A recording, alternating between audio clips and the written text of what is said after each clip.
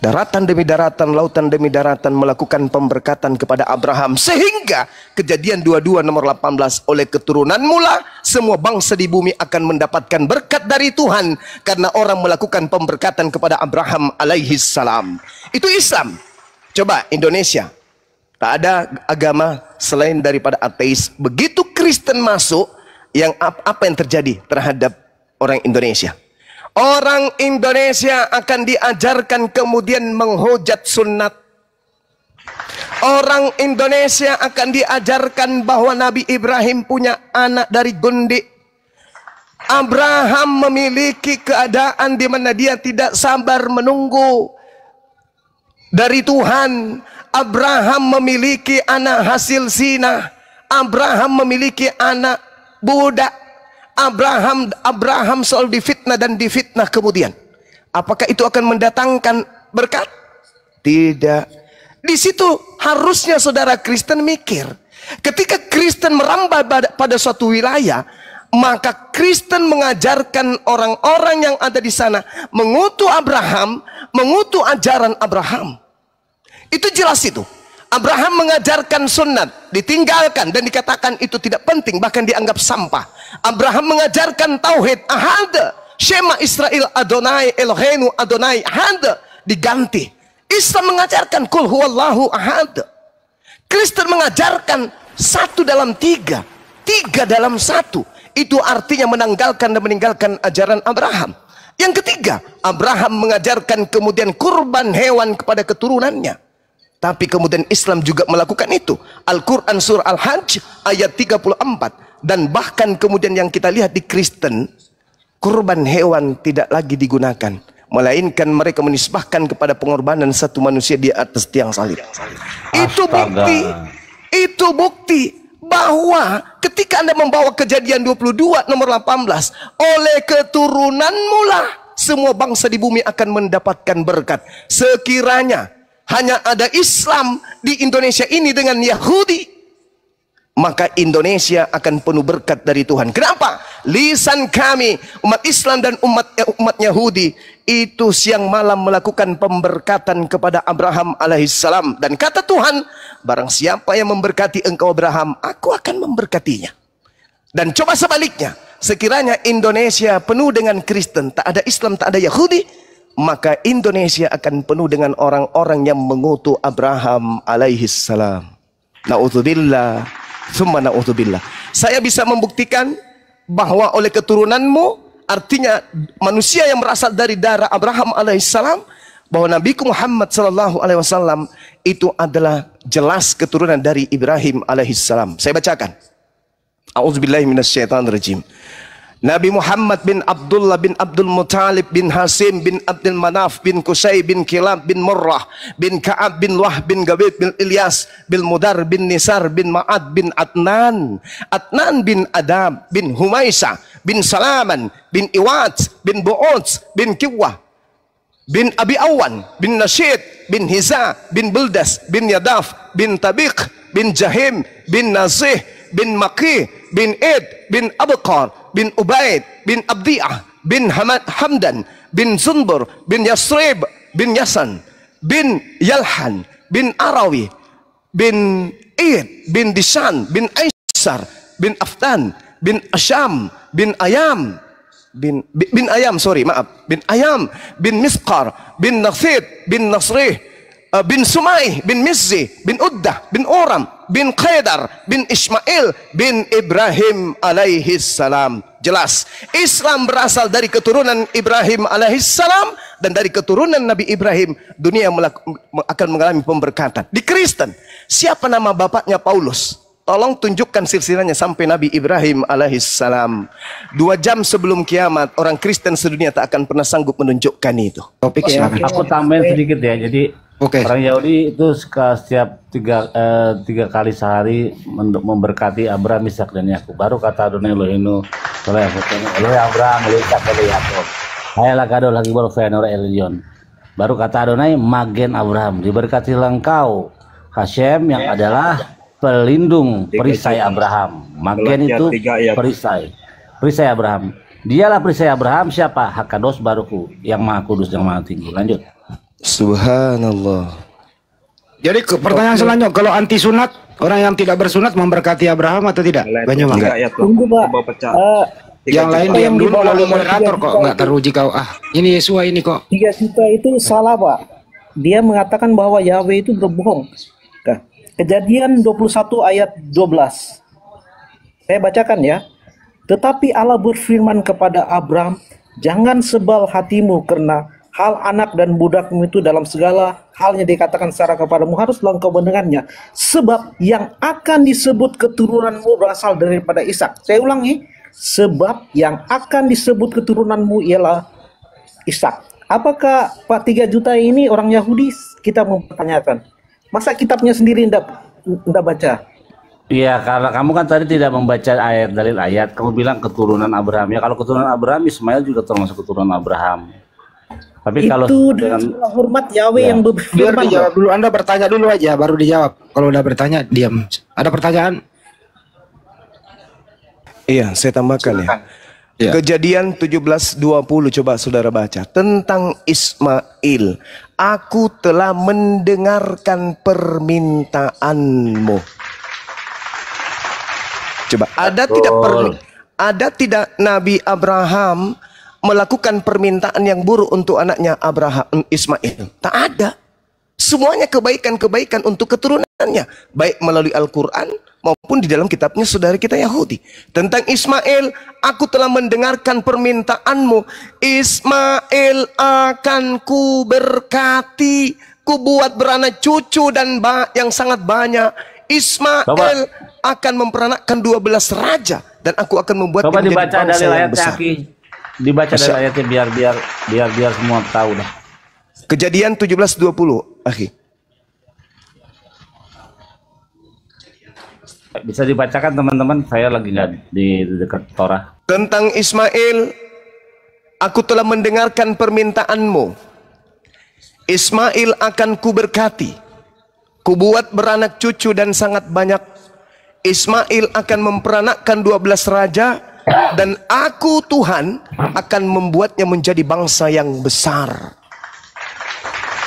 Itu keadilan Tuhan ya. Keadilan Tuhan. Adil dia. Jadi kalau satunya diberkati satu enggak, itu Tuhan enggak adil namanya. Itu kalau letak keadilannya dia. Nanya Bang Billy, apa hubungannya Kristen dengan Ishak? Silakan Bang Billy. Tidak ada hubungannya dengan Ishak, tidak ada hubungannya dengan Ismail, Abraham. Pertama, kenapa tidak ada hubungan dengan Abraham? Karena mereka tidak terikat dalam janji sunat. Nggak ada itu. Mereka akan tidak disunat, nggak harus sunat katanya. Ya, jadi mereka tidak punya ikatan dengan Abraham, tapi mereka punya ikatan dengan leluhurnya siapa namanya?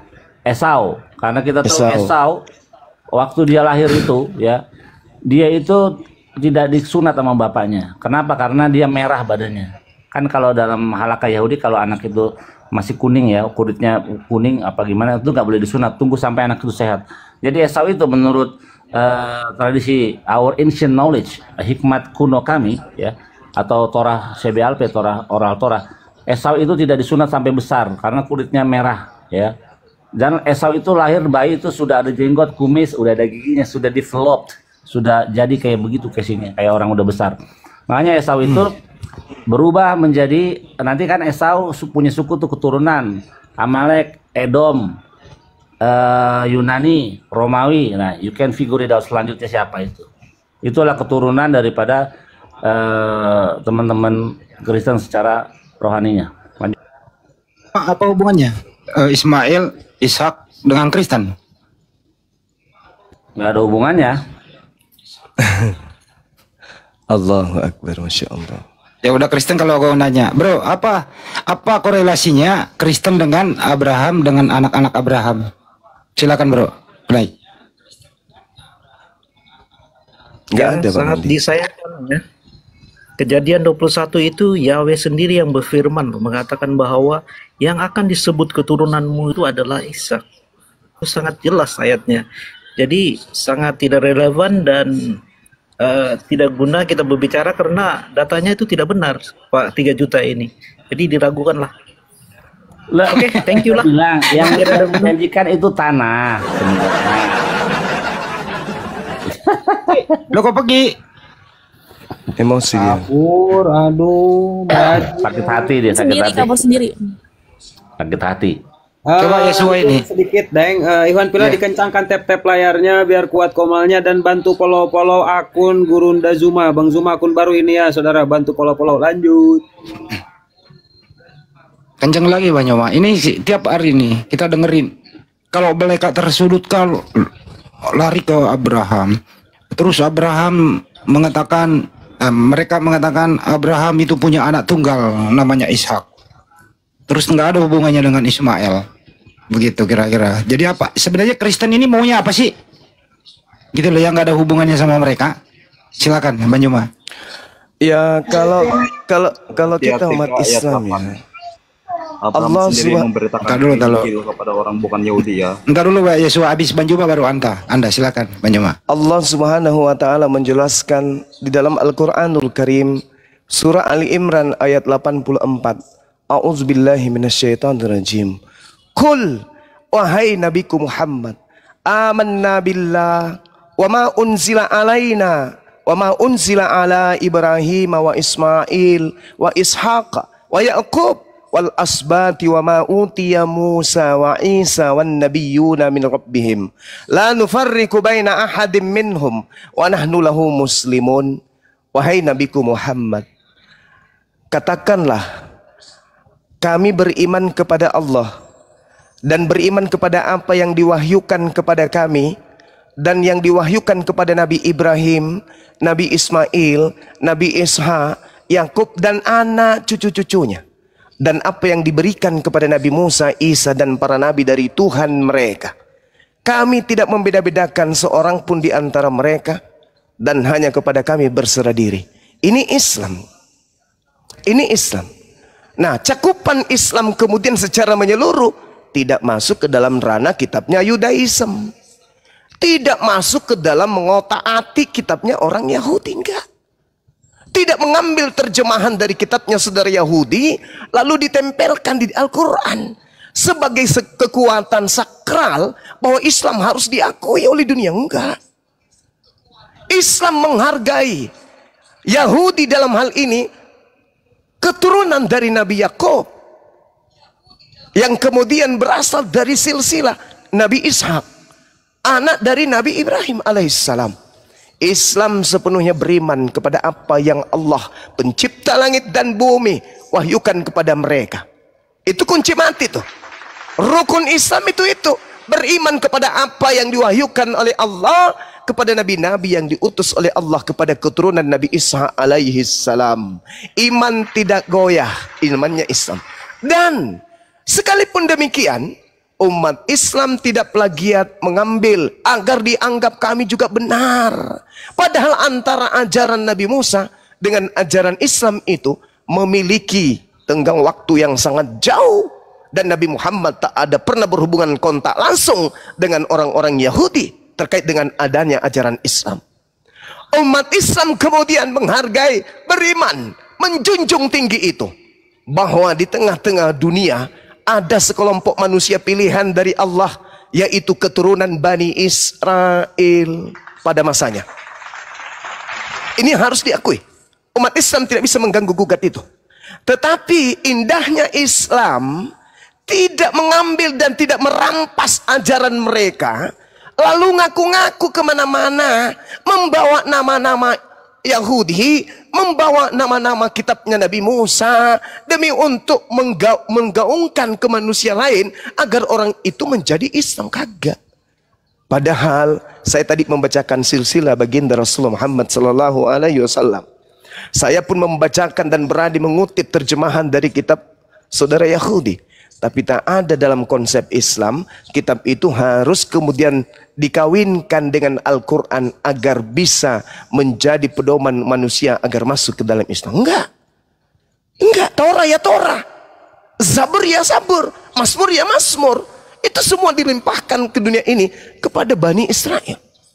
Tidak sama seperti Kristen. Tanpa terjemahan kitabnya Yahudi,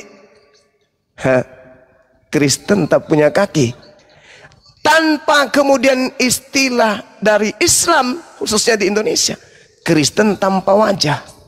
Nah inilah payah yang kemudian, karena dua agama ini, agama besar ya yang berasal dari langit ini, yang dijadikan sebagai tameng oleh orang Roma untuk menjual penyembahan terhadap dewa-dewa mereka. Mohon maaf, saya harus mengatakan, termasuk mengajarkan menyembah kepada makhluk goib yang mengaku Yesus kepada Paulus, ya, dengan cara mengambil istilah dari Yudaism dan Islam agar manusia di bumi ini menjadi penyembah makhluk tersebut.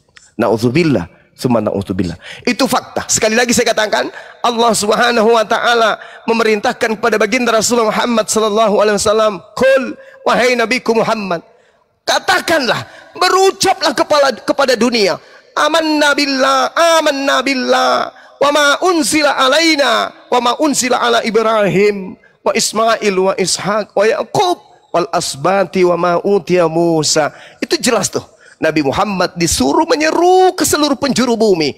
Kami umat Islam beriman kepada Allah, kepada yang diturunkan kepada kami yaitu Al-Quran, dan yang diturunkan kepada Nabi kami Ibrahim, Ismail, Isa dan Yakub dan anak cucunya. Kami Islam beriman, tapi kami Islam tidak mengambil dan mengais dan merubah-rubah apa yang datang kepada Bani Israel tersebut. Demikian dari saya, Bang Handi dan yang lain. Silakan. Ini sayangnya Yosua ini tidak mendengar. Silakan Yosua, mau ditanggapi apa hubungannya Kristen dengan Abraham dan keturunan Abraham? Oke, Silakan. baca Galatia 3 ayat 8. Siapa ada kitab? Silakan baca. Galatia 3 8. Ayat 8. Oke, baik. Apa hubungannya Paulus dan kitab suci yang sebelumnya mengetahui bahwa Theos membenarkan orang-orang Yahudi oleh karena iman, telah terlebih dahulu memberitakan Injil kepada Abraham, olehmu segala bangsa kata akan Paulus itu. Oke. Abraham juga sudah mengatakan bahwa oleh karena Abraham semua bangsa diberkati ya. Itu sudah dinyatakan di sana ya. Lepas itu baca Yeremia 4 ayat 22.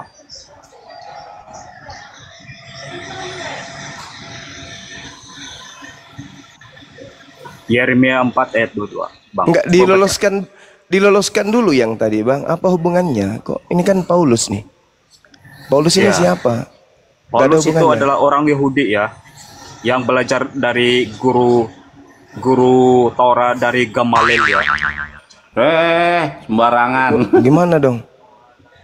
Ada ayatnya itu di Kisah Para Rasul ya. Yahudi, Paulus itu orang Yahudi ya. Sebab itu dia diberi kuasa untuk menganiaya orang-orang Kristen pada saat itu. Oke, jadi itu klaimnya adalah bahwa bahwa Abraham mengabarkan Injil kepada bangsa-bangsa. Juga adalah gitu. Sebelum dia mengikut Yesus, dia adalah orang-orang Yahudi, mengikut hukum orang Yahudi. Iya, ya. Berarti maksud Anda Abraham mengajarkan Injil begitu? Iya, Bang. Oke. Berarti yang memberi Injil itu Allah Israel juga gitu? Iya. Oke, sekarang dari mana? Coba konsentrasi ya. Saya mau tahu ini.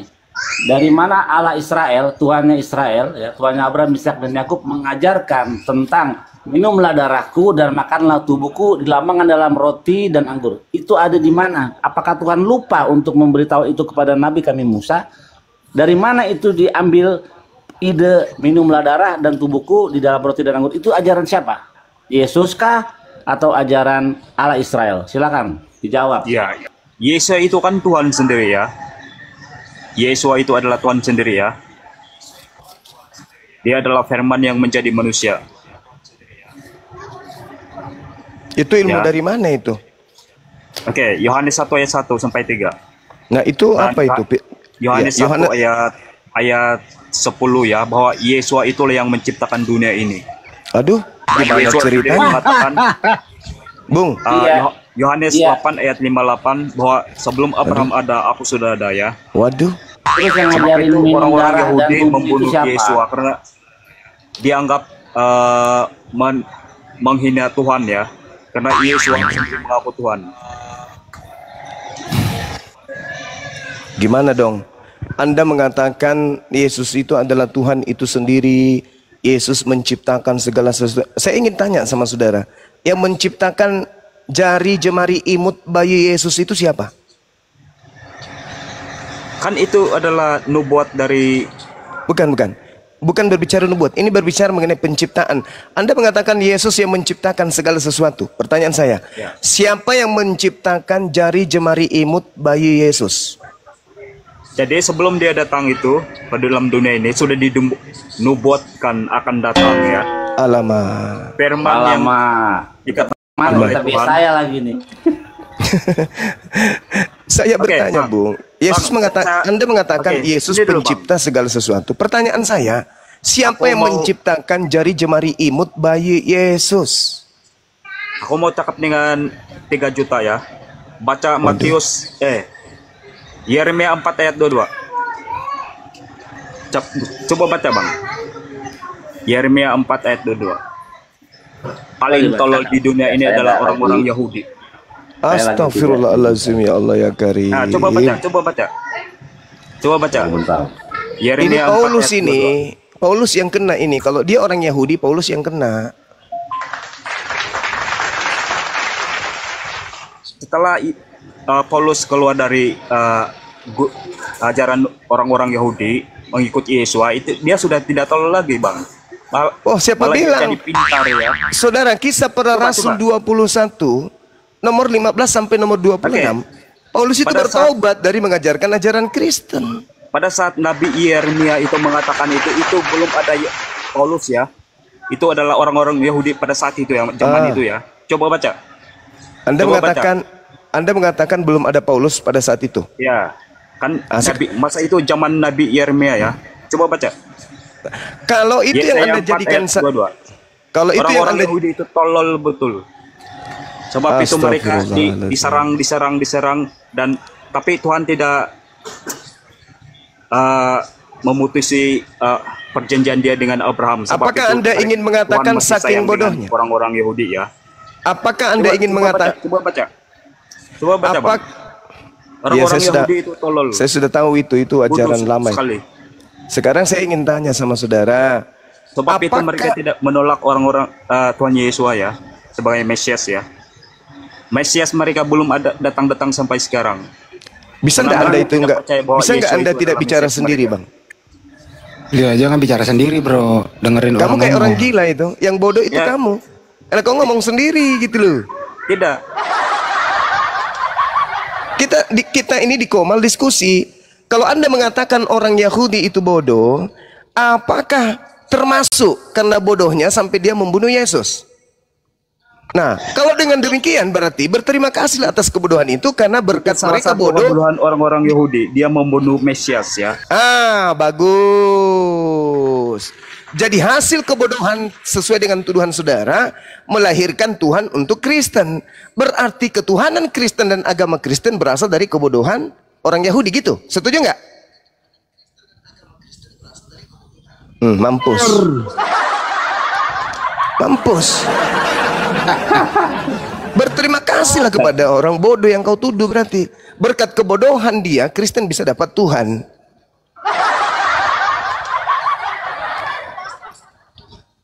Alah. Susah ngomong sama saudara kita Kristen. Ya karena memang ini nggak nyambung ilmunya. Ya terbukti bahwa mereka memang cuma numpang tenar kan. Numpang tenar dengan membawa terjemahan Septuaginta dari kitab Torah. Padahal sejatinya tak ada hubungannya gitu loh. Betul. Jadi kalau dia ngomong Mesias nanti kena lagi tuh lewat silsilah di dalam kitab. Terus kita tahu bahwasanya Mesias itu jelas di dalam Yesaya 11 ya.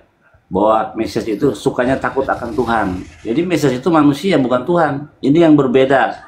Yahudi dan Kristen. Yahudi melihat atau memahami bahwa sang Mesias yang akan datang, Melech HaMashiach, itu adalah manusia dari keturunan Yehuda, manusia biasa yang nanti ya yang akan datang, yang hikmat kecerdasannya melebihi Salomo dan kesolehannya, kuasa kenabiannya hampir seperti Musa. Itu ada di dalam komentar para ulama kami, akan seperti itu nantinya. Nah, apakah dia itu Tuhan? Bukan. Saya 11 ayat 3. Ya, yang kesukanya ialah takut akan Tuhan. Jadi dia bukan Tuhan. Begitu teman-teman. Jadi Kristen memahami Mesias salah, memahami imam. Nggak bisa Yesus jadi imam karena dia bukan dari garis keturunan suku Lewi. Nggak bisa. Apalagi dia mau jadi Mesias, aduh susah. Karena tidak ada hubungan darah dengan Yehuda. Dia bukan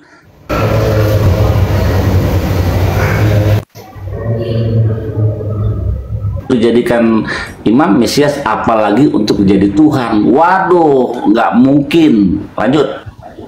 Iya, akhi, saya ingin tanya akhi. Di dalam kitab Yohanes 12 nomor 34, di situ ada pernyataan, lalu jawab orang banyak itu, kami telah mendengarkan dari hukum Taurat Musa bahwa Mesias tetap hidup selama-lamanya. Bagaimana mungkin kemudian engkau mengatakan bahwa anak manusia harus ditinggikan, harus disalibkan? Siapakah anak manusia itu?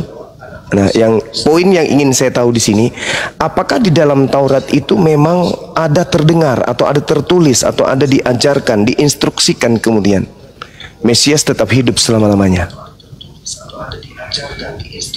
Iya. Kalau kita mengacu pada Mesias ya, banyak tokoh-tokoh yang digadang-gadang sebagai Mesias. Salah satunya ialah Raja Hizkia. Harusnya dia menjadi Mesias akhir itu. Makanya kata lemamre itu dalam bahasa Ibrani ditulis dalam mem syafit, jadi mem yang tertutup. Ini ulasan mendalam dari para rabi. Kenapa dia yang tadinya direncanakan untuk menjadi Mesias akhir gagal? Nah, karena ada pelanggaran yang dilakukan oleh Hizkia. Makanya Hizkia disebut Syar Shalom, panggilan kedamaian. Nah, tapi Mesias yang akhir nanti ya, yang akan datang nanti ya, itu akan panjang umurnya gitu, akhi. Jadi selalu ada potensi Mesias. Ada Mesias di zaman Simon Bar Kokhbah yang menghabiskan Yesus, dihancurkan oleh orang Romawi dan Yesusnya dilumuri darah babi dan akhirnya didedikasikan, dibersihkan dalam hari raya Hanukkah, itu terkenal, baru dirayakan kemarin. Jadi setiap generasi ada potensi Mesias yang siap untuk jadi Mesias akhir. Ketika tergantung orang-orang Yahudinya ini. Kalau orang-orang Yahudi ini sudah bertobat, sudah melakukan Torah dengan benar, maka sang Mesias itu akan datang. Dan ingat, Mesias itu bukan Tuhan, tapi dia takut akan Tuhan. Itu akhir. Lanjut. Ini loh Bang Billy,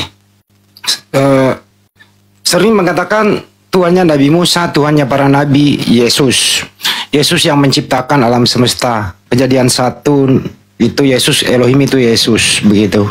Ini menurut orang Yudaisme, Yesus ini terkenal gak sih? Siapa mereka ini, Yesus ini? Yesus ya nama aslinya kan Yeshua. Jadi ada banyak yang nama Yeshua, termasuk Yeshua ben Nun. Yang memiliki nama Yesus pertama itu Yehoshua ben Nun. Makanya namanya Yehoshua atau Yosua dalam terjemahannya. Apakah orang Yahudi menyembah Yosua ben Nun? Enggak, karena dia manusia, nggak boleh disembah. Jadi kalau ada orang yang namanya Slamet ya di Gunung Kawi atau di Gunung Bromo, jangan disembah karena itu berbeda ya. Jadi yang namanya Slamet banyak, tapi nggak boleh disembah si Slamet gitu. Lanjut. Host, perhatikan Manjuman naikin lagi. Siap, Daeng, aman. Silakan, ini pejuang rupiah Kristen. Oh, Chris. Dia Kristen. Kristen kagak kau? Kristen. Oke, siap. Mau ngomong sama ya. sama Bro Billy dulu sebentar. Enggak, ntar dulu. Ini topinya adalah apa yang terjadi kalau Kristen di Indonesia ini tidak mempergunakan istilah-istilah Yudaisme, tidak mempergunakan istilah-istilah Islam di dalam terjemahan. Kira-kira Kristen ini bisa berdiri sendiri atau punah? Itu topiknya dari tadi. Silakan Chris. Enggak, bentar, aku mau nanya ke Mana Pak Jody? Pak Jody. Bro Billy. Nggak mau nanggapin topik Iya, gimana? Bang, coba Billy. pejuang dia mau nanggapin tuh. Pejuang, silakan buka mute-nya Pejuang. Enggak, saya mau menanya ke Billy aja, Billy. Ya, Chris aja dulu nggak apa-apa. Bro, Saya turunkan kau Chris, kau nggak menanggapi. Jangan dia mau nanya Melkisedek. Kita tanya yang memberikan persepuluhan Melkisedek atau Abraham. Nah, jadi nanti ya teman-teman Kristen tuh akan kaget setengah mati karena terjemahannya mengatakan yang memberikan perpuluhan kepada Melkisedek itu adalah Abraham. Padahal yang memberikan persepuluhan itu Melkisedek. Dalam teks Ibrani ini tidak ada Abraham tulisannya. Wah, ini mind blowing ya. Terjemahan salah, hancur semua. Gitu. Nanti sayang sih dia udah turun. Nanti ya kamu nanti di ruangan saya aja. Lanjut Bang Andi. 3 juta ini Yahudi ini maksudnya. Ya Ken Bahasa Tashem. 3 juta ini Yudaisme dia. Itu topiknya mendengarkan tadi topiknya Pejuang Rupiah. Enggak, aku baru masuk juga. Oke, topiknya adalah apa yang terjadi kalau terjemahan yang Anda pakai itu tidak mempergunakan istilah Yudaisme, tidak mempergunakan istilah Islam. Apakah Kristen di Indonesia masih bisa eksis? Itu topiknya dari tadi, silakan. Oke, kekristenan itu memang berakar jelas ya dari bangsa Israel, dari bangsa Yahudi. Ya kan? Bahkan orang-orang Kristen pertama itu ya orang-orang Yahudi itu sendiri, murid-murid Yesus, Rasul Paulus, begitu ya. Itu kan rabi-rabi orang Yahudi, begitu. Mereka orang Yahudi, ya kan? Jadi jelas. Jadi istilah-istilah yang dipakai dalam kitab-kitab orang Yahudi, ya itu tetap kami pakai, karena sama, gitu loh. Kami mengakar jelas kepada mereka, gitu loh. Oke, stop. Nah, kalau ini yang Islamnya ya maksudnya ya, bahasa-bahasa yang keislamannya gitu. Itu kan hanya terdapat pada terjemahan dalam kitab LAI gitu ya. Yang mana LAI ini kan ya kita kan bahasa Indonesia gitu ya. Bahasa Indonesia ini banyak menyerap dari bahasa-bahasa Arab. Gitu ya, bukan bahasa Al-Qur'an tapi bahasa Arab. Begitu. Ya kan? Karena ya budaya Arab itu sudah mengakar di bangsa Indonesia begitu. Jadi nggak ada yang salah menurut saya. Gitu itu sih. Saya tes dulu satu. Kalau Theos diterjemahkan ke bahasa Indonesia apa? Pejuang Rupiah, saya tes satu. Original tes Theos itu ke bahasa Indonesia apa? Nah, dalam menerjemahkan itu kita harus melihat budaya. Kok melihat budaya? Melihat kamus? Ya. Melihat kamus lah, melihat budaya. Kalau kau melihat orang Yunani, maka diterjemahkan itu sebagai dewa. Tetapi yang menulis Theos itu kan orang Yahudi, benar nggak? Kalau orang Yahudi lagi disalahin. Oh iya dong. Ya udah, Bang Billy yang jawab. Silakan Bang Billy yang jawab. Yang orang Yahudi semua disalahin. Silakan Bang Billy. Itu harus lihat dari konteks. Ya udah cukup. Silakan Bang Billy. Di dalam teks Septuaginta yang tertua, kita tahu Septuaginta tidak mengisahkan kitab Matius, Markus, Lukas, Yohanes atau Yesaya, nggak ada. Septuaginta yang awal-awal cuma yang atau otoritas Yahudi itu atas tekanan Raja Ptolemy di Mesir, Alexandria, ya. Dia minta supaya diterjemahkanlah.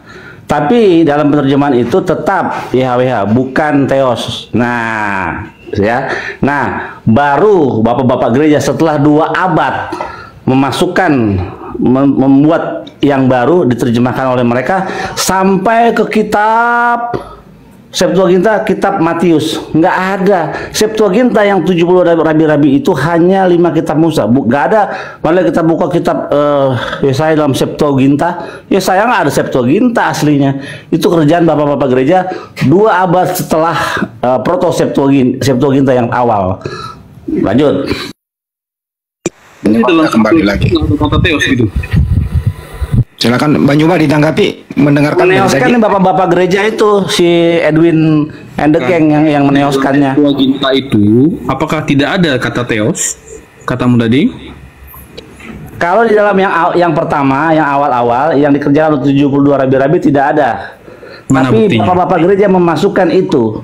Mana buktinya? Ya, kita tidak bisa menemukan teks Septuaginta yang dikerjakan oleh 70 rabi-rabi itu sudah tidak Kita ada. ngarang-ngarang di sini. Iya betul. Dulu ngomongnya, Bro. Sekarang buktikan aja Septuaginta yang 70 rabi-rabi ada kata Theos, silakan. Lewat data apa aja. Karena Septuaginta sampai Matius itu bukan kerjaan Yahudi. Septuaginta hanya 5 kitab Musa, bukan kitab Yohanes atau kitab Yesaya. Salah itu. Kan kau yang menarasikan, Bro. Bawalah datanya ke sini, bawa yang ditulis. Saya menarasikan, saya akan bawa bukti, mau bukti. Theos, itu loh. Yang bawa Theos kan bukan saya yang bawa Theos. Saya nggak ada hubungannya dengan Tuhan yang saus-saus seperti itu, nggak ada hubungannya. Yang membawa kata saus itu bukan saya. Sederhana aja sih sebenarnya, mohon izin ya. Ya, silakan Pak Jemaah. Sederhana gitu loh. Yudaism ini kan punya pola sendiri. Mereka kemudian memiliki konsep berkeyakinan berdasarkan kitab yang mereka pegang, kitab suci yang menggunakan bahasa Ibrani. Kan jelas itu.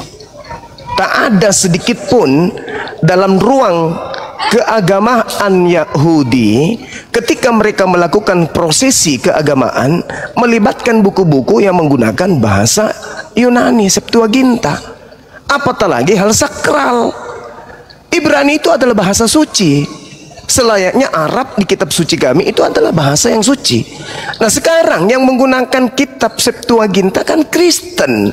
Maka Kristenlah yang punya kewajiban menunjukkan asal usul kitab Septuaginta ini dari mana. Apa cakupannya, rumusannya seperti apa, siapa penterjemahnya yang mengalihkan dari Hasem, Adonai atau Elohim yang disembah oleh orang-orang Yahudi, kok tiba-tiba bisa berubah menjadi Theos? Takarannya apa gitu loh. Sementara orang Yahudi jelas Keluaran 20 nomor 3, jangan ada ilah lain. Bahkan dikatakan jangan menyebut nama Tuhanmu dengan sembarangan. Berarti Hasem kemanapun di belahan bumi ini ketika dibawa pergi harus tetap Hasem dong.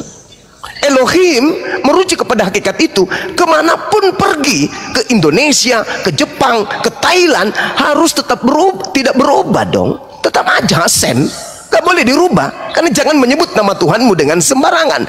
Itu prinsip keagamaan, tidak boleh diganggu gugat oleh orang luar. Maka orang Yahudi menyembah Tuhannya mereka dengan pola mensucikan namanya Hasem, tidak boleh diganggu gugat. Nah Kristen ini muncul dari barat, menuduh bahwa, mengklaim bahwa yang mereka sebut Theos, yang mereka sebut dewa, yang mereka sebut Tuhan, itu adalah Tuhannya orang Yahudi. Tanggung jawab besarnya kemudian muncul dari Anda Kristen. Dari pola mana yang Anda bisa gunakan kemudian? Kalau saya kan tadi jelas, tadi saya membacakan ayat suci Al-Quranul Karim. Baginda Rasulullah Muhammad sallallahu alaihi wasallam diperintahkan oleh Allah, "Qul amanna billah wa ma unzila alaina wa ma unzila ala Ibrahim wa Ismail wa Ishaq wa Yaqub wal asbat wa ma utiya Musa wa Isa wan nabiyyuna min rabbihim." Jelas kaidahnya. Nah, kalau di Kristen polanya dari mana? Kok bisa-bisa kitabnya orang Yahudi terjemahannya ada di Kristen? Kenapa bisa? Seibarat keheranan kita itu akan hadir ketika terjemahan kitabnya orang Yahudi diklaim lalu tiba-tiba muncul di kitabnya orang Buddha. Orang Buddha tiba-tiba memiliki sebuah kitab, di atas kitab yang ada muncul terjemahan Taurat. Atau di dalam agama Hindu tiba-tiba saja di kitab mereka ada terjemahan kitabnya Nabi Musa. Maka muncul pertanyaan, apa hubungannya nabi-nabi yang datang di tengah-tengah Bani Israel yang spesial untuk Bani Israel, kok terjemahannya ada di agama Hindu? Apa hubungannya? Maka yang punya tanggung jawab besar untuk menjelaskan itu adalah orang Hindu. Sama seperti Anda sekarang nih. Lucu ketika Anda bertanya kepada orang Yahudi. Andalah yang harus menjawab, kenapa kitabnya orang Yahudi terjemahannya ada di agama Anda? Kenapa? Apa hubungannya? Sedangkan dalam kitab Mazmur 147, aturan-aturan yang kuberikan kepada Yakub dan aturan-aturanku yang kuberikan kepada Israel itu milik kepunyaan Israel, dan aku tidak berikan kepada bangsa yang lain. Kok ada orang Kristen yang berasal dari bangsa lain tiba-tiba make kitabnya orang? Apa enggak malu, Cak Ayu? Habis itu orang yang punya kitab yang minta dijelaskan. Sama seperti si Logila kemarin. Kami yang punya yayasan, dia yang mengklaim kemudian sebagai anggota. Kami pula yang diminta untuk membuktikan bahwa dia itu anggota. Kan lucu, Cak Ayu. Kamu mengklaim dirimu sebagai warga Indonesia. Negara Indonesia kamu tuntut untuk membuktikan bahwa kamu adalah warga. Aneh. Kamulah yang harus membuktikan. Kalau kamu warga Indonesia, buktikan dengan identitas berupa KTP. KTP tak ada, daftar Dukcapil aja kagak. Mengklaim aku warga orang Indonesia lo. Aneh kan? Otak nggak nyambung. Nah, sama seperti ini. Samalah seperti ini. Anda jelas-jelas keciduk menggunakan terjemahan sebuah kitab. Konon diterjemahkan dari abad ketiga sebelum Masehi oleh Ptolemy II, memerintahkan kepada 72 rabi-rabi. Yang mana yang diterjemahkan cuma kitab Torah, tapi kok semuanya muncul? Ada Yeremia, ada Yesaya, ada Samuel, dan seterusnya. Apa hubungannya coba? Bisa nggak Kristen menerangkan ini? Apa hubungannya? Kalau Bang Suma ditanya, kesimpulan akhirnya adalah Kristen hanya menggunakan itu sebagai aksesoris untuk melancarkan agar dia mengajarkan ajaran makhluk yang datang kepada Paulus agar menjadikan seluruh bangsa menjadi pengikut iblis. Itu kesimpulan saya. Pergilah ke seluruh dunia, jadikanlah seluruh bangsa menjadi muridku. Itu ucapan siapa? Ucapan iblis yang datang kepada Paulus, yang datang kepada pengarang Matius. Itu final dari Anda mengatakan ada terlibat orang Indonesia waktu penerjemahan. Tapi kan ini udah puluhan tahun, Pak. Bibelmu pun sudah sering direvisi. Kan bisa Anda kembalikan secara sadar kan? Karena di dalam Bibelmu tidak ada kata Allah. Serapan. Allah itu bukan serapan, itu nama Tuhan kami, nama orang Islam. Nama Tuhanmu siapa? Ya pakailah itu. Kalau Yesus Tuhanmu, ya Yesus aja di situ. Kalau Theos, ya Theos aja. Gitu Pak, jadi bukan serapan-serapan itu ya. Kenapa enggak kalian menyerap dari bahasa Yunani sana? Yang notabene Bibelmu berbahasa Yunani. Kenapa Pak? Sekali-sekali serap dong bahasa Yunani, masukin dulu. Buktinya, bentar Bang, dikit lagi Bang, abang, dikit lagi. Kristus itu serapan dari bahasa Yunani ya. Itu artinya Mesias. Kristos, masuk Indonesia jadi Kristus. Jadi itu bahasa Yunani yang kau ambil. Kenapa cuma itu doang? Banyak-banyak lah kau ambil Bang dari Yunani sana. Ayo, silakan. Itu yang bisa menjawab kan LAI, karena serapan-serapan itu yang menentukan kan juga dari tokoh-tokoh Indonesia itu sendiri, bukan pribadi masing-masing orang Kristen, Mbak. Sehingga kami mengetahuinya ya sudah jadi seperti itu.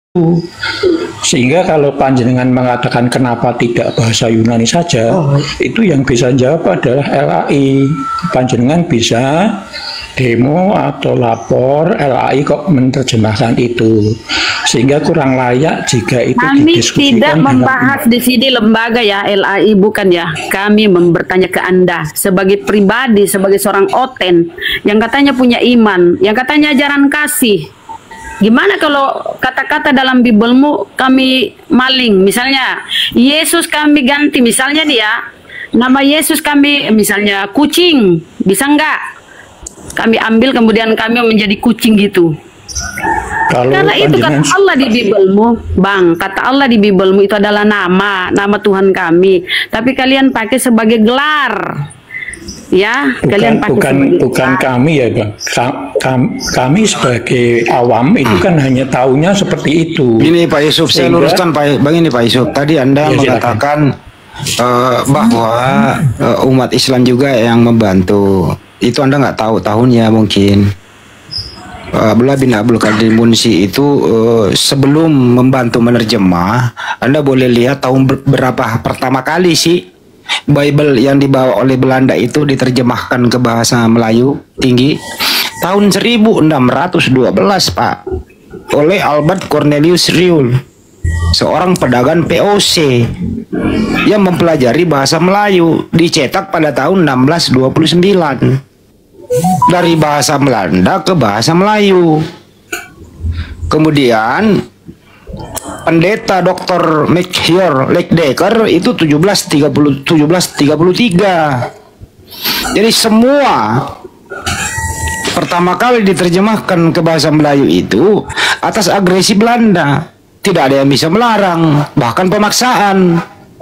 Tujuannya apa? Tujuannya agar daerah jajahannya yang mayoritas Islam itu, di samping dijajah, hartanya, harga dirinya, akidahnya juga dijajah. Mulai dari situ abang. Terus kemudian seiring dengan waktu Indonesia merdeka tahun 1945, 10 tahun kemudian Lembaga Alkitab Hindia Belanda ini dihadiahkan kepada Lembaga Alkitab Indonesia. Dia menerjemahkan ulang pada tahun 1974. Tidak ada intervensi, dia merdeka masih tetap mempergunakan istilah Al-Quran. Itulah Bapak. Jadi tidak ada unsur kejujuran dalam ini. Artinya LAI ini masih ada kolonialisme dalam hal dia menerjemah. Tapi Anda tadi mengatakan silakan demo, nggak begitu caranya Bapak. Oranglah yang merasa berilmu, oranglah yang merasa pinter mengkoreksi. Karena Anda memakai, Anda yang dibohongi, mestinya Anda yang ngamuk. Hoi LAI, saya penggunamu, saya membelimu, kenapa kau membohongi aku? Kenapa terjemahanmu tidak jujur? Jangan kami yang muslim Pak. Anda lah yang menjadi korban, yang harus turun ke jalan, bukan kami. Iya, itulah Pak Yusuf ya, paham ya? Ini Bang Andi ya, ini kan diskusi tentang bisa atau tidak. Nyaman. Bentar Bang, karena kau sudah nyaman dengan hasil curianmu, nyaman dia dengan curiannya. Pencuri kan gitu, udah dia nikmati curiannya itu ya masa bodoh dia. Lanjut silakan. Iya, itu tadi kan pertanyaannya bisa dan tidak.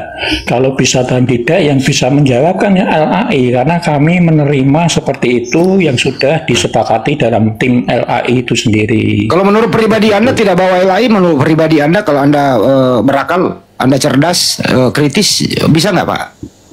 Saya tidak akan mengarah ke situ ya Bang Andi, karena saya tahunya karena agama itu kan berkaitan dengan saya nggak tanya agama Pak. Itu berkaitan dengan iman juga kan Bang Andi. Sekarang kalau Bapak ini pakai apa sekarang? LAI atau bukan? Iya pakai LAI loh Bang. Oke. Yang kami menurut Anda terjemahan LAI itu benar adanya? Saya tidak bisa memvonis Bang, karena itu kan sudah ada tim ya. Oh berarti berarti Anda menerima apa adanya, nggak kritis Pak. Artinya imani saja. Ya betul, karena kepercayaan kan itu nggak bisa diskusi kalau imani saja Bunda, itu istilah intinya. Nah kalau Anda orang imani saja, giliran kami yang ngajarin Anda. Mau terima mau enggak kan gitu. Ini kan kalau diskusi seperti ini nanti tidak akan ketemu. Kita intinya bisa Pak, bisa saja. bisa ketemu kita pakai kamus, bukan pakai iman. Ketemu Pak. Susahnya Kristen ini Pak kalau diskusi pakai iman tapi tidak pakai kamus, tidak pakai akal. Susah memang Pak antara iman dan akal. Itulah Pak, nggak ketemu jadinya. Tapi kalau Anda mau berpikir cerdas, kritis, ketemu jadinya. Sudah banyak kok Pak kami edukasi kok. Gitu loh. Kalau di Inggris sana ada permasalahan tidak ya terjemahan itu? Nggak ada pakai istilah Islam di Inggris. Di sana itu seperti Yohanes 13:13. Dengerin dulu Yohanes 13:13 misalnya di Inggris. You call me teacher and Lord. Nah, kalau di sini kalau Indonesia kamu memanggil aku guru dan Tuhan. Antara Lord dan Tuhan beda Pak. Jadi Indonesia ini modifikasi, memaksakan manusia menjadi Tuhan. Sayangnya sudah memaksakan menjadi Tuhan, mempergunakan Tuhannya umat Islam, sembahnya umat Islam yaitu Allah. Ini yang problem Bapak. Kalau yang hal Tuhan Yesus itu kan tadi malam sudah kami diskusikan ya Bang Andi. Mungkin ada perbedaan di situ karena Yesus itu kan satu pribadi punya dua hakikat, itu iman kami gitu loh Bang. Sehingga Masuk Bunda, dua hakikat males dua. Gimana? Walaupun Tuhan 5 hakikat Bang, nggak masalah. Yang penting kamu jangan mengambil nama Tuhan kami masuk di biblosmu. Yang notabene biblosmu itu bahasa Yunani. Kok jadi Arab-Araban? Ya, kalau masalah itu kan kalau kau mau mengambil istilah-istilah, ya ambil istilah-istilah biblosmu yang Yunani Bang. Harus gitu toh. Ya, yang saya tahu atau saya dengar di Malaysia itu kan sudah sudah dilarang. Tingkat dihukum ya, tingkat dilarang pakai kata Allah secara umum ya. Tingkat diadili, tapi kan dia menang yang Kristennya kayaknya masih diperbolehkan untuk enggak. Begini Bang, Abang. Dilarang dipakai secara umum, tapi kalau dalam lingkup gereja boleh mereka pakai ya, tapi secara umum keluar nggak bisa. Iya. Jadi begini Bang, harusnya kalian tuh ini ya, jujur. Makanya kenapa di luar negeri itu mengatakan Kristen di Indonesia ini bidat, sesat, karena tuh di situ ada Allah ya. Ya, ada yang menyebutnya lagi Allah padahal double L. Ini kan suatu pelecehan yang sangat luar biasa. Anda kalau ada tertulis Yesus ku bilang encus, kan nggak nyaman juga buat Anda ya. Karena itu double L. Dan kalau kita tuntut, sebentar, kalau kita tuntut ya literasi Kristen bahasa Bible bahasa Yunani ada kata Allah dan kemudian kau plesetkan Allah. Bolehlah kau klaim itu, tapi nggak ada. Bible berbahasa Arab itu diterjemahkan di abad 9, awal abad 9. Itu di Kodeks Arabia 151 ya. Baru ada. Sementara Islam kan abad 6, 67. Bible bahasa Arab itu abad 9. Nah, siapa yang mana lagi kalau nggak maling, nggak nyolong, nggak ngambil istilah-istilah Islam? Kenapa? Abad 1 Kristen di Arab abad 1 kok. Ya, di mana abad 1? Kasih literasimu. Bunda Rahma ya. Kasih literasimu, ada Bible bahasa Arab. Kristen di abad 1 Arab abad 1 sudah pakai alhamdulillah, sudah namanya Abdul, sudah pakai bismillah itu. Mana? Baru abad ke-7 Islam ada di Arab. Ya kasih saya data. Sini saya kasih data Kak. Ya, ini jangan congor. Kalau kita kan ada data. Kalau cuma mulutmu yang bau got itu asal ngomong, aduh. Kau pakai data lah. Kita kasih data ya bahwa Bible berbahasa Arab itu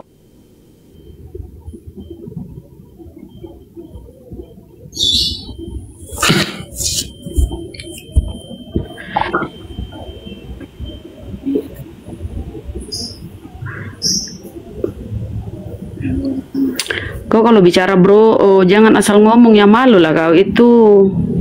Soal bicara, semua bisa bicara, kalau nggak ada data ya buat apa? Bentar ya. Ini aja ke Pak Yusuf, sama Bunda ini karena terlalu berat materinya gini aja. Yesus itu kurios atau teos? Yesus itu kurios dengan dia, bukan teos. Berarti dia Tuhan. Biarin tunjukkan dulu sama di Indonesia. Daeng, izin. Ya lanjut Bunda. Ya lanjut. Tunjukkan dulu sama yang si Albert yang banyak ngomong gak ada data. Nah ini ya brother ya, Kodeks 151 ya, Kodeks Arab Gunung Sinai 151 nih. Belajar itu bro ya, jangan cuma modal iman doang. Banyak belajar. MT Sinai Arabic Kodeks 151 memang merupakan penemuan yang sangat menarik ya. Tampaknya ini merupakan terjemahan Alkitab berbahasa Arab tertua yang pernah ada, yang dibuat pada tahun 867 Masehi, abad 9 ya. Abad 9 baru ada Bible berbahasa Arab. Bahasa Yunani diterjemahkan ke bahasa Arab.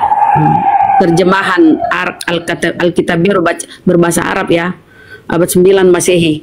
Terjemahan ini tentu saja merupakan terjemahan bahasa Arab tertua yang dikenal, yang disertai komentar yang diberikan oleh penerjemahnya. Nih bla bla bla. Jadi kau banyak belajar ya. Nih ditemukan di Biara Santa Catherine di MT Sinai pada tahun abad 18 ditemukan ya. Gitu bro ya. Jadi kalau kamu ngomong ya pakai data, jangan cuma bacot. Oke ya. Lanjut Daeng Bang Hadi.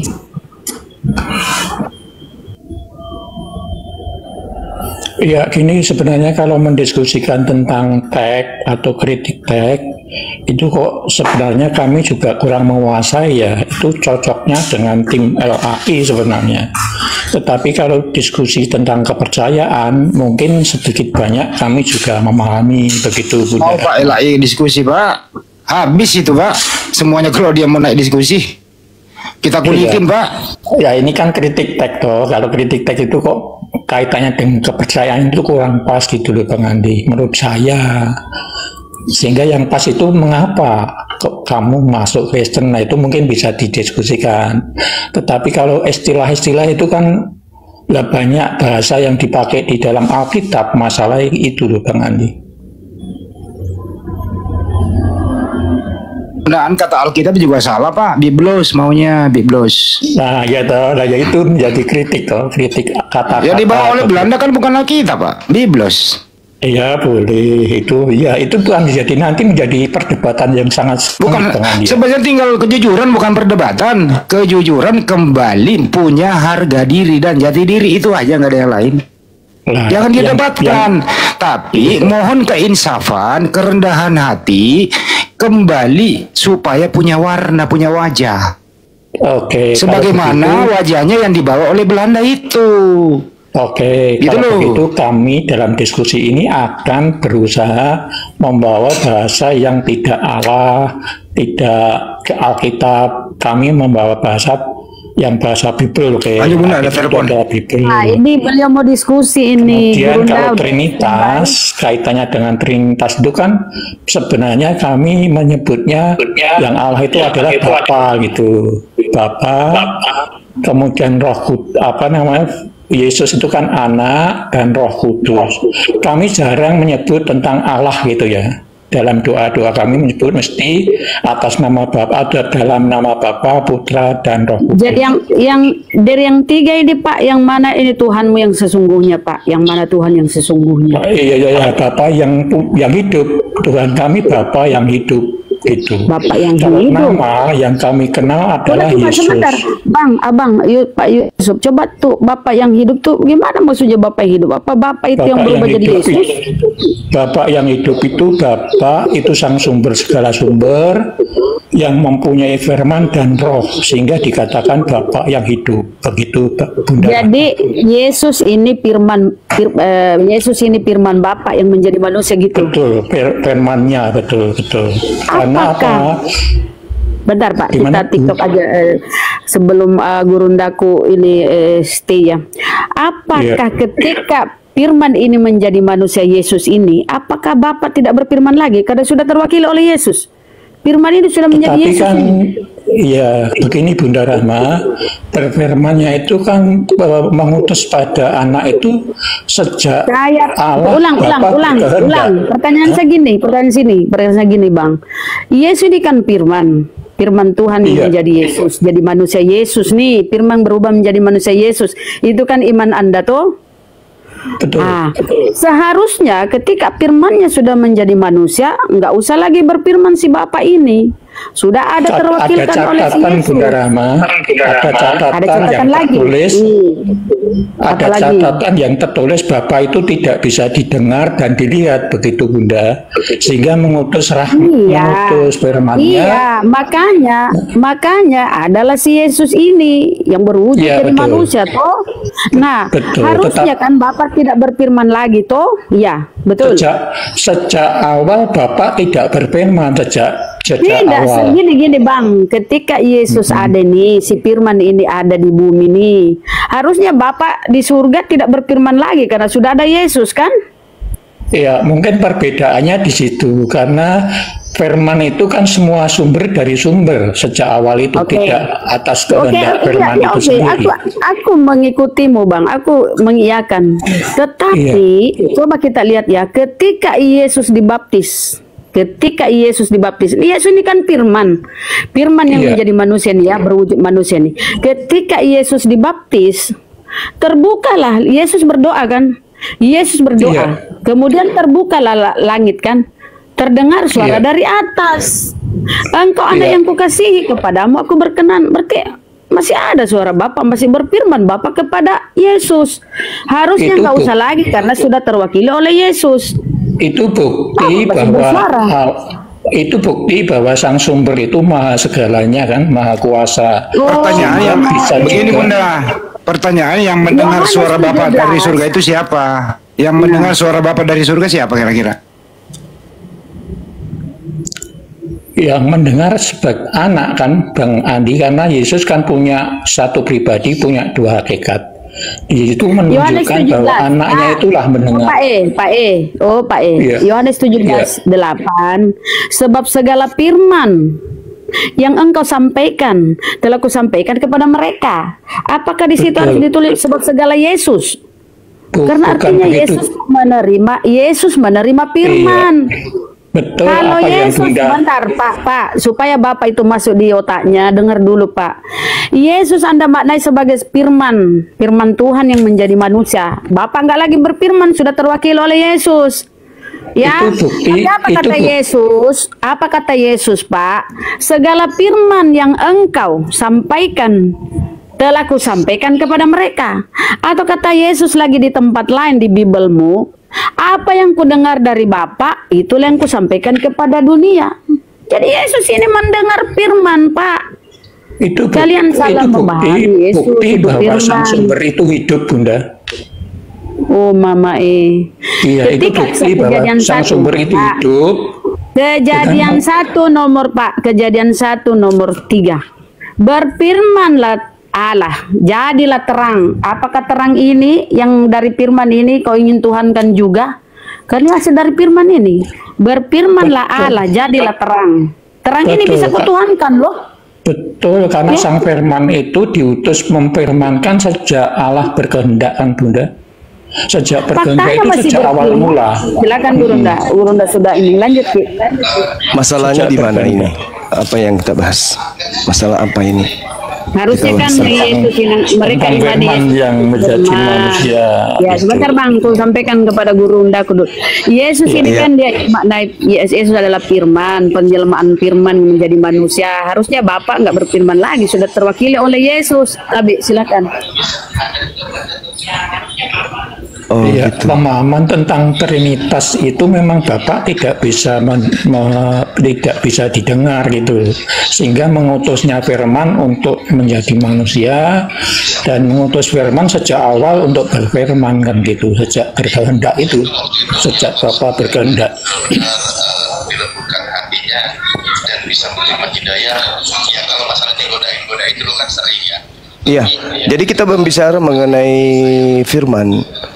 Ketika kita berbicara mengenai firman yang ada pada diri Tuhan, itu kita sedang berbicara mengenai sifat yang melekat pada diri Tuhan. Maha pencipta itu sifat pencipta yang melekat pada diri Tuhan. Maha kuasa itu sifat. Maha mendengar itu adalah kemampuan yang melekat pada diri Tuhan. Maha berkuasa kan gitu, yang melekat pada diri Tuhan. Nah, apa yang melekat pada diri Tuhan itu tidak bisa terlepas dari Tuhan. Seperti Maha pencipta. Nah, kemahaan Tuhan yang Maha pencipta itu tidak bisa keluar dari diri Tuhan. Menjadi pribadi baru itu tidak bisa. Begitu juga ketika Tuhan Maha berkata, Maha berfirman, maka kemahaannya ini tidak bisa keluar dari diri Tuhan. Jadi tidak ada sifat yang keluar dari Tuhan, tidak ada. Yang ada adalah ciptaan yang berasal dari sifat yang melekat pada diri Tuhan. Contoh, Tuhan berkuasa menciptakan manusia. Tuhan menciptakan manusia itu kuasanya. Menciptakan manusia tanpa ayah dan ibu, menciptakan manusia tanpa ibu, menciptakan manusia tanpa ayah, dan menciptakan manusia dari ayah dan ibu. Itu adalah kuasa Tuhan. Iya. Itu perbedaan antara Bang Juma dengan kami, dengan saya khususnya. Karena gini, di Alkitab itu kan ada catatan bahwa Bapa itu tidak bisa didengar suaranya. Nah, menurut Bang Juma, supaya bisa didengar, Bapak mengutus apa? Atau bagaimana supaya dapat didengar? Nah, bagus. Jadi, karena kita tidak bisa mendengarkan suara Tuhan, maka Tuhan mengatur kemudian keadaan di mana Tuhan berfirman. Tuhan menyampaikan keinginannya melalui para nabi. Melalui para nabi, Tuhan menyampaikan putusan-putusannya, kehendak-kehendaknya kepada manusia melalui perantaraan nabinya. Makanya diutuslah kemudian Nabi Musa sebagai penyampai firman Tuhan kepada Bani Israel. Diutuslah kemudian Nabi Isa untuk menjadi penyampai firman kepada Bani Israel. Diutuslah kemudian Nabi Muhammad sebagai penyampai firman Tuhan kepada seluruh umat manusia. Seperti itu. Jadi bukan kemudian ya, kalau begitu sejak kapan firman itu diutus untuk berfirman? Karena Musa sudah mendengarkan. Jadi gini, sejak kapan firman diutus? Firman itu tidak pernah diutus untuk berfirman. Firman itu perkataan. Perkataan tidak diutus untuk berkata, tapi yang diutus adalah nabi untuk menyampaikan firman. Coba Anda lihat di dalam pengakuan Yesus Yohanes 12 nomor 49. Aku tidak berkata-kata dari diriku sendiri. Apa yang aku sampaikan adalah apa yang diperintahkan Bapa untuk aku katakan dan aku sampaikan. Bukti bahwa Yesus adalah nabi yang diutus untuk menyampaikan firman kepada Bani Israel. Yesus bukan firman, Pak.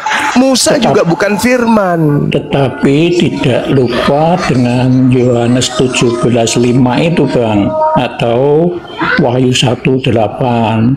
Dia kan sejak semula sudah ada sejak kekal gitu kan, sehingga menurut kami firman yang dulu belum bernama Yesus itu diminta untuk berfirman, karena firman dari Allah kan tidak bisa didengar.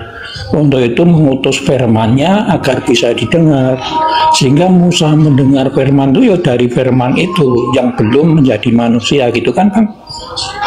Nah, itu tanggapan Anda, karena Anda mengistimewakan Yesus ini selayaknya bukan sebagai Yesus. Anda menundukkan Yesus lebih tinggi derajatnya daripada derajat Yesus yang sesungguhnya. Yesus itu hanya sebagai manusia, sebagai penyampai firman, yang menjadikannya menjadi sesuatu yang melebihi daripada itu yang Anda Kristen. Kalau hanya dengan ungkapan aku ada sebelum Abraham ada, bukankah di dalam Efesus 1 nomor 4 nomor 5 diterangkan, sebab di dalam Dia Allah telah memilih kita sebelum dunia dijadikan. Sebelum dunia dijadikan kita sudah dipilih. Artinya kita sudah ada sebelum dunia itu ada. Itu kitab Anda sendiri yang menerangkan itu loh. Benar, tetapi ada catatan bahwa Yesus itu kan anak Allah gitu kan, Bang? Ya, anak Allah itu kalau dalam prinsip Yudaism jangan diimani seperti prinsipnya orang Roma. Anak Allah bagi orang Yahudi itu hamba Allah. Coba Anda baca Amsal 3 nomor 11 nomor 12, diterangkan di sana bahwa orang yang setia mendengarkan perintah Allah itu sama seperti anak Allah. Bapak menuntun anak-anaknya seibarat, Bapak menuntun hambanya seibarat ayah menuntun anaknya. Makanya di dalam kitab saudara disebutkan dengan sangat jelas. Contoh di dalam apa tuh? Sorry, ini ada suara azan yang bikin kacau saya. Di mana ini? Di mana ini? Di tempat Di tempat saya mana ada azan di sini? Loh, dari mana? Oh, ini Pak Yusuf. Nah, itu dia. Nah, kemana arahnya pembicaraan saya tadi?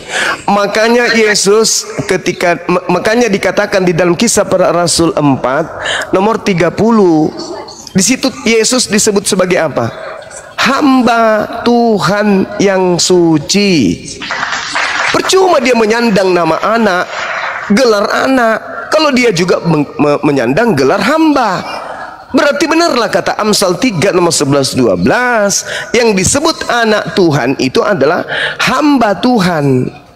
Yang tidak menghambakan diri, yang tidak taat kepada Tuhan itu disebut anak iblis. Jadi ada dua, hamba iblis atau anak iblis, hamba Tuhan atau anak Tuhan. Jangan kemudian istilah anak Tuhan ini diibaratkan seperti Krishna, seperti Zeus, seperti Hercules, seperti Atis. Jangan. Yesus digelari anak Tuhan artinya dia adalah kekasih Tuhan.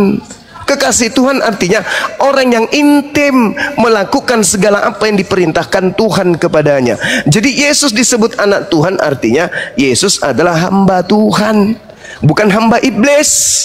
Itu yang betul maksudnya. Jadi firman itu perkataan Tuhan yang dihantar oleh malaikat kepada Yesus untuk Yesus sampaikan. Yohanes 14:24, firman yang kau dengar keluar dari mulutku itu bukan dari aku, tetapi dari Dia yang telah mengutus aku. Jelas itu. Jadi tanggalkan konsep Yesus adalah firman yang menjadi manusia. Firman itu perkataan. Perkataan Tuhan coba Anda baca di dalam Matius 1.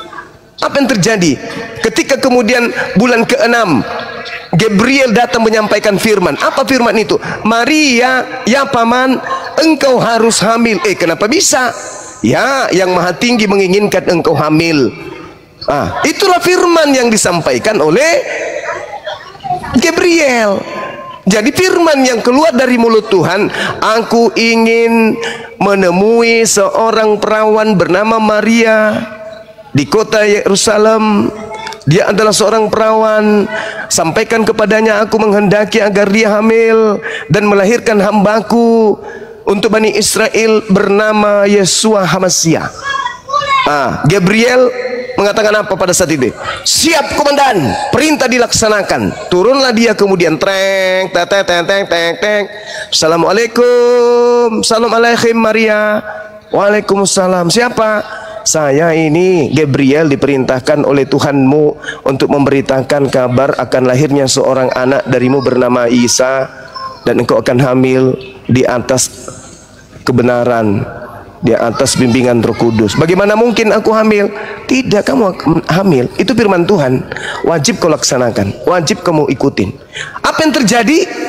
Terjadilah Yesaya 55 nomor 11. Firman yang keluar dari mulutku tidak akan kembali dengan sia-sia sebelum apa yang kuperintahkan itu terlaksana. Firman keluar, aku menginginkan Maria hamil. Hamil dia. Bang Yilma. Gimana? Tidak usah melebar biar kita tahu banyak tentang apa itu firman. Saudara, ketika kita berbicara mengenai konsep Tuhan, kita harus kembalikan kepada Yahudi. Karena dari sanalah kemudian konsep Tuhan itu orang Kristen pahami. Tentang kalau anak Allah ini dulu, Bang. Tentang anak Allah ini dulu. Ya itu juga perbedaan anak Allah yaitu Yesus dengan anak Allah yang lain itu apa, Bang? Tidak ada bedanya. Tidak ada bedanya. Sama-sama menghambakan diri kepada Tuhan. Kalau catatan yang ada, anak Allah untuk Yesus, anak Allah yang hidup itu adalah memang anak tunggal gitu ya, Bang. Oh, nggak bisa. Catatan dalam Yohanes 14:3 atau 3. Nggak bisa. Itu. Karena Israel disebut anak sulung, lebih duluan Israel. Nggak bisa tunggal dia. Ada kakaknya lebih dulu. Ya betul, tetapi kan anak sulung sebagai manusia. Kalau Yesus kan anaknya yang sebagai firmannya itu sendiri. Saudara, sebelum dunia dijadikan kan dia saling mengasihi antara Bapa, Anak dan Roh Kudus. Kalau begitu saya juga anak sebagai firman dong. Matius 4 nomor 4. Manusia lahir bukan hanya dari roti saja, tapi dari setiap firman yang keluar dari mulut Tuhan. Ayo. Berarti saya juga adalah firman. Berarti Bang Suma juga adalah firman yang keluar dari mulut Tuhan.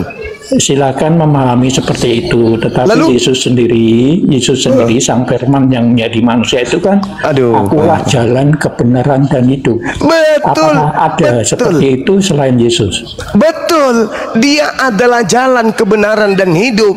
Tidak ada orang yang sampai kepada Bapa kalau tidak melalui Dia. Pada zaman Yesus, Karena Yesus itulah duta pada saat itu. Yesuslah yang mengajak manusia Israel untuk kembali kepada hukum Taurat.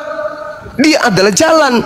Percuma orang-orang Yahudi mengatakan saya adalah keturunan Abraham, saya keturunan ini bla bla bla, saya ada Torah dan seterusnya. Percuma ketika menolak Yesus. Imannya tertolak menurut Yesus. Pemahaman Bang Yuma, jalan itu apa? Jalan itu adalah arah yang ditunjukkan, cara yang ditunjukkan oleh Yesus untuk sampai kepada Bapa. Adakah cara yang Yesus tunjukkan? Ini perbedaan pemahaman antara saya dan Bang Yuma. Kalau menurut saya jalan itu adalah firman itu sendiri. Firman perintah itu sendiri. Maaf, berarti Anda sudah tidak menemukan diri Anda dalam keadaan sehat akal. Jalan itu, Pak, adalah arah, metode, cara untuk sampai kepada tujuan. Itu yang disebut jalan. Jalan menuju Monas, apakah Monas? Betul, itu kan pemahaman secara harafiah. Tetapi supaya sampai ke secara gila, secara gila apa? Secara orang gila nggak kayak gitu. Secara orang gila memang nggak sama dengan orang waras, Pak. Sekarang saya tanya, Saudara Yusuf, jalan menuju Monas, apakah Monas? Itulah pemahaman yang berbeda. Jalan di situ maksudnya adalah perintah-perintah. Itu Yesus maksudnya itu. Bapak. Iya, tapi Yesus tidak begitu. Beda dengan Yesus. Ya, apa-apa. Ini kan tertolak. Perbedaan pemahaman. Lalu tertolak Yesus di samping itu kan juga mengatakan kebenaran. Nah, berarti Yesus kan kebenaran, kan? Salah, kan jalan yang diajarkan Yesus, apa yang Anda lakukan yang diajarkan Yesus? Apa sesuai yang Anda lakukan? Makanya Yesus adalah jalan karena dia membawa pelajaran.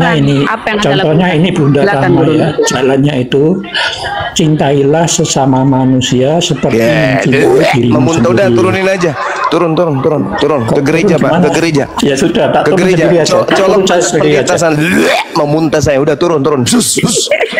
Orang manusia kucluk. Selalu kena jual jalan kasih memuntah Kristen kasih ada aja. Enggak ada Kristen dikasih Kristen, enggak ada kasih. Rasi yang ada di Kristen. Contoh jalan yang ditunjukkan kasih. Coba kau di depan saya, ku injak-injak mulut kau. Enggak ada kasih di Kristen. Kasih di Kristen. Apa kasih di Kristen? Kau tahu enggak kau? Kau lahir dari mana? Agamamu itu lahir dari mana? Kasih tai ayam. Bikin emosi aja. Jangan pernah ada agama orang Kristen. Jangan pernah ada orang Kristen mengatakan depan saya Kristen itu kasih, ya jangan. Naik darah saya langsung naik di ubun-ubun. Betul. Wih. Ajaran tai. Kasih menjajah. Jalan kasih. Apa pula kau kasih?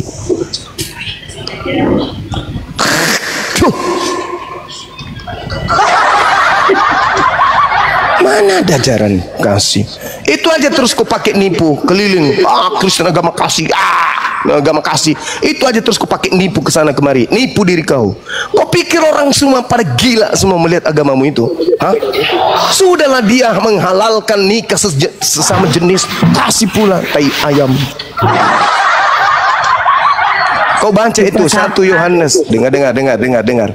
Baca 1 Yohanes 2:15. Janganlah kamu mengasihi dunia dan apapun yang ada di dalamnya.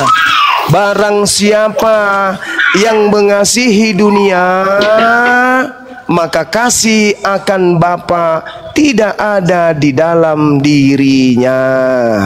Jangan kau nipu-nipu di sini. Dan tidak ada dalam implementasi praktek dalam kehidupan sehari-hari ada tercermin Kristen itu kasih. Nggak ada, Cak Ayu. Umur saya sekarang sudah hampir 600 tahun. Tidak pernah saya melihat ada kasih di Kristen. Tak ada. Jangan sampai saya muntah. Oke? Jangan. Ini jalan yang ditunjukkan Yesus. Apa itu? Kami mengasihi. Kau dekat di sini, ku tampar kau pakai sendal jepit. Kali kau ngomong. Kasih pula. Kasih tai ayam. Siapa ini? Kasih. Bocah tua kasih kasih tipu-tipu, Pak, tipu. Ya, kasih Kristen kasih. Hah? Gak salah itu. Kasih. Indonesia merdeka nampak? Iya. Sebelum merdeka?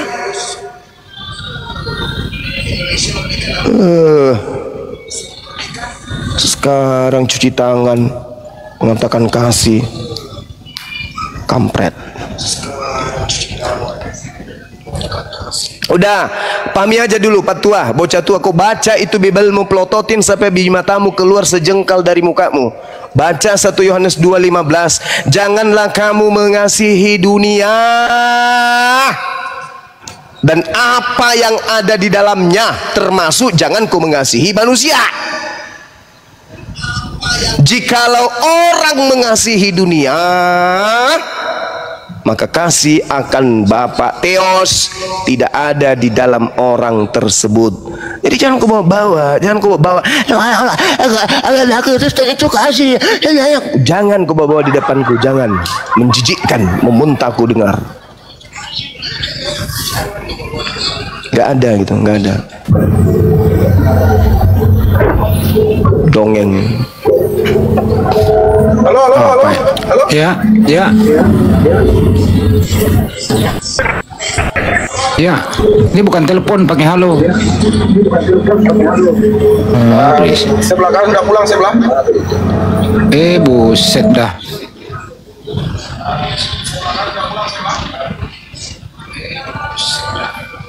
Ayolah diskusi pakai akal. Ya, Assalamualaikum Bang Hidai. Ini Bang Hidai beneran nggak? Dia. Bang Hidai monitor. Ih, takutnya Oten. Turun dulu aja Pak ya. Bang Hidai monitor. Ih, takut Oten. Banyak nyamar-nyamar.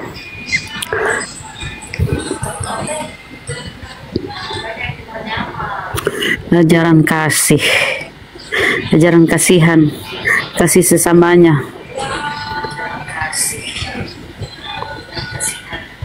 Kasih ibu kepada beta. Nyawana baka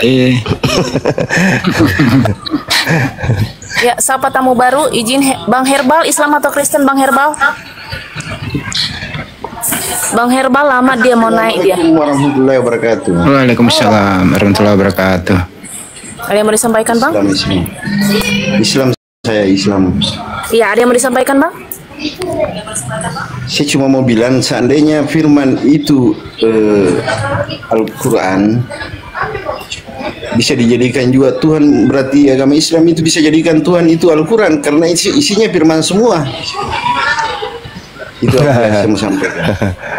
Makasih Bang. Iya. Enggak ada itu. Waalaikumsalam warahmatullahi wabarakatuh. Iya. Tapi kita kan nggak pakai gaya mereka, Bang. Kita nggak pakai gaya mereka. Itu gaya orang gila itu. Iya, masa firman dituhankan. Lucu juga ya. Ada lagi yang mau disampaikan Bang? Saya bukan ustaz tapi pakai akal. Iya, betul. Bahwa kalau firman itu isinya semua Tuhan, berarti Al-Quran bisa dituhankan. Berubah menjadi manusia, berubah.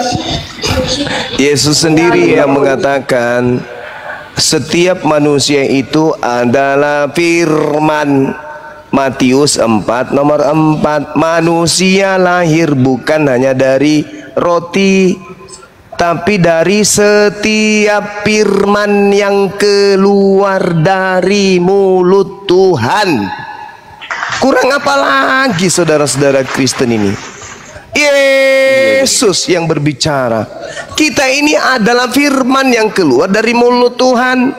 Matius 4 nomor 4. Diputar. Tapi kan kita beda dengan Yesus. Memang beda lah. Kamu dengan ayahmu aja beda. Kamu sama anakmu juga pun beda. Kucluk. Alhamdulillah. Para muslim muslimah untuk mengenal lebih jauh tentang